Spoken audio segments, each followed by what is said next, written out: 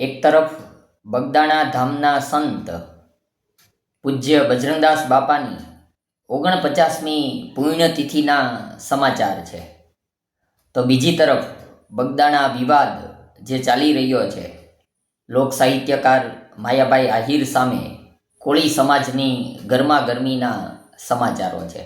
Social media ઉપર, print media ઉપર, electronic media ઉપર આ બંને પ્રકારના સમાચારોની આજની ભરમાર છે.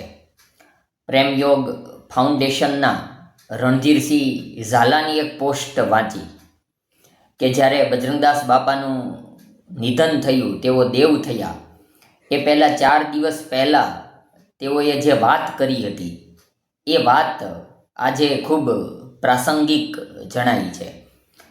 તેમના શબ્દો એ રણધીરસિંહે લખ્યા છે કે વાલા, નીતિમાં રહેજો, નીતિ રાખજો. આવનારો સમય ખૂબ જ કપરો આવવાનો છે. મારો રામ જેની આબરૂ રાખશે તેમની આબરૂ રહેશે, અને મારો રામ જેમની આબરૂ નહીં રાખે તેમની આબરૂ નહીં રહે. અત્યારે આ વાત ખૂબ સચોટ છે. અત્યારના સમયે જે બગદાણાનું જે ચર્ચા ચોરે ને ચોટે ચર્ચાઈ રહી છે, બજરંગદાસ બાપા પોતે હોત તો ખૂબ જ પીડિત હોત, તેમને પીડા થઈ હોત. દુઃખદ ઘટના છે, કારણ કે જે રીતે છેલ્લા 10 દિવસથી સતત એ સમાચારો વહેતા થાય છે, બધે તેની ચર્ચા છે. બગદાણા વિવાદ.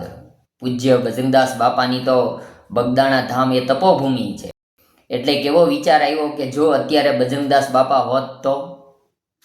બીજું કે બજરંગદાસ બાપાની પછી તેમણે જે સંસ્થા એટલે કે જે ગુરુ આશ્રમ છે ત્યાંનો જેમણે જે કારભાર સંભાળ્યો એ મંજી બાપા મેનેજિંગ ટ્રસ્ટી.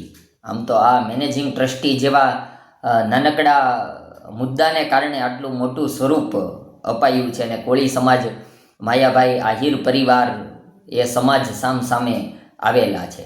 એટલે મંજી બાપા પણ હોત તો શું આ મુદ્દો આટલો મોટો થયો હોત?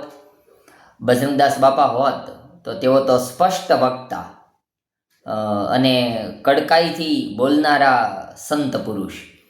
તો જો આ મુદ્દો એ સમયે ઊભો થયો હોત અને તેમની અત્યારે હાજરી હોય તો તાત્કાલિક આશ્રમમાં બંને પક્ષને બોલાવ્યા હોય અને રીતસર હુકમ કર્યો હોય કે છાનામના ચા પાણી પી લો, સમાધાન કરો, અને જે મુદ્દાનું વતેસર થઈ રહ્યું છે અને તમાશાને તેડું ન હોય, એટલે જે તમારા બંને વચ્ચેના જે લડાઈ ઝઘડાને કારણે અન્યને તમાશો મળે છે, સમગ્ર ગુજરાતમાં મુદ્દો ચર્ચાઈ રહ્યો છે, તેના કરતાં ભલું એ છે કે આ વાતને હવે પડતી મૂકો.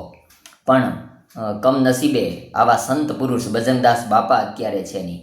એમની બદલે મંજી બાપાની પણ હયાતી હોત. મંજી બાપા તો એકાદ વર્ષ પહેલાં એ સ્વર્ગે સીધાવ્યા છે. બજરંગદાસ બાપા તો 1977માં સ્વર્ગે સીધાવ્યા, તેઓ દેવ થયા. પણ મંજી બાપા પણ જો અત્યારે હાજર હોત તો ખૂબ ઝડપથી આ પ્રશ્નનો નિકાલ થઈ ગયો હોત. અત્યારના જે ટ્રસ્ટી મંડળના સભ્યો છે, અમારી તો બધી જે અમે સિરીઝ ચલાવી રહ્યા છીએ આખા મુદ્દા ઉપર, અને ઝડપથી મુદ્દો શાંત થાય તે માટે અલગ અલગ વિચારો, સમાધાનકારી ફોર્મ્યુલા પણ બતાવી છે. ત્યારે ઘણા દર્શકોએ એવું પણ લખ્યું કે બજરંગદાસ બાપાના આશ્રમના હાલના ટ્રસ્ટી મંડળના સભ્યો કેમ ચૂપ છે, એ મોટા આશ્ચર્યની વાત છે.